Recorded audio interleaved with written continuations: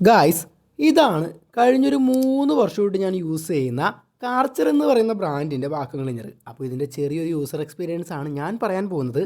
അപ്പോൾ ഇതിൻ്റെ അകത്ത് എന്തൊക്കെയുണ്ടെന്ന് വെച്ചാൽ ഈ ഒരു ഫിൽറ്റർ ബാഗ് ഉണ്ട്, ഒരെണ്ണേ കിട്ടുള്ളൂ.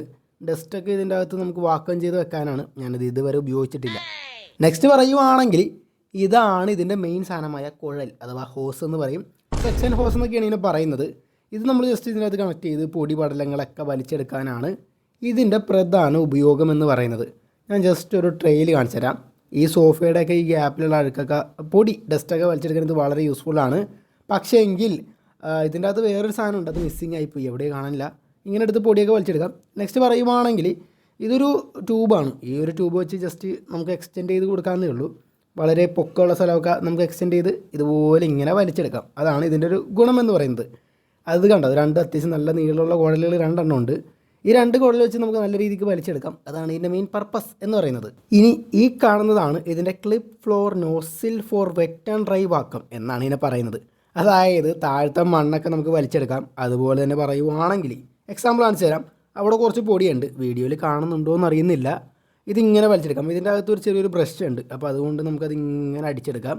ഇതുകൊണ്ട് അടിക്കുന്നതിനെക്കാട്ടും ബെറ്റർ ഒരു ചൂലുകൊണ്ട് തുടച്ചാൽ പെട്ടെന്ന് പോകും, അത് മറ്റൊരു കാര്യം. അപ്പോൾ ജസ്റ്റ് ഒരു എക്സാമ്പിൾ കാണിച്ചു തന്നെയാണ്.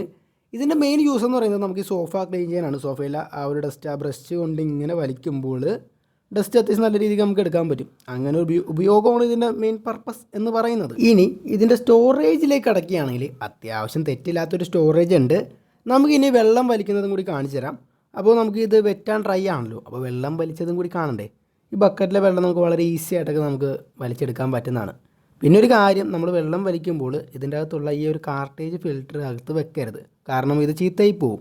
വെള്ളമുള്ളപ്പോൾ ഉപയോഗിക്കരുത്. അപ്പോൾ ഇതാണ് നമ്മളെടുത്ത വെള്ളം നമുക്ക് ഈസി ആയിട്ട് എടുത്ത് കളയാനൊക്കെ വളരെ എളുപ്പമാണ്.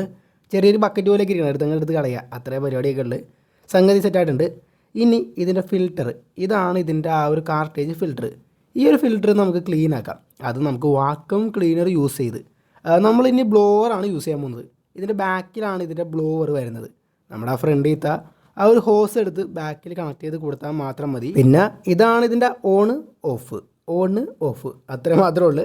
സംഗതി ഓൺ ചെയ്ത് നേരെ നമ്മുടെ ഫിൽറ്റർ എടുക്കുക, ഇങ്ങനെ അടിച്ചു കൊടുക്കുക. ബ്ലോവർ നല്ല രീതിക്ക് അത്യാവശ്യം തെറ്റില്ലാത്തൊരു കാറ്റ് കിട്ടും. ഓവർ എക്സ്പെക്റ്റേഷൻ വെക്കണ്ട. ഇത് നമുക്കൊരു ഫാമിലി വീട്ടിലെ യൂസിന് പറ്റിയൊരു സാധനമാണ്. ഇത് കണ്ടോ, ഇത് ഞാനൊരു എക്സ്ട്രാ വാങ്ങിയതാണ്. ഇത് നമുക്ക് സോഫയൊക്കെ വാഷ് ചെയ്യാൻ വളരെ യൂസ്ഫുള്ളായിട്ടുള്ള ഒരു പ്രൊഡക്റ്റാണ്. അതിനെപ്പറ്റിയുള്ള ഒരു കംപ്ലീറ്റ് വീഡിയോ വേണമെങ്കിൽ ഡീറ്റെയിൽ ആയിട്ട് ചെയ്യാം.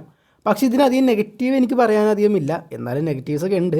എന്നാൽ പോലും കുഴപ്പമില്ല, ഞാൻ വലിയൊരു യൂസ് ചെയ്ത് പൈസയൊക്കെ ഉണ്ടാക്കിയിട്ടുണ്ട് ഈ സാധനം കൊണ്ടിട്ട്. അപ്പോൾ നമുക്കൊരു അടുത്ത വീഡിയോ വരാം. അതുവരേക്കും ബൈ ബൈ.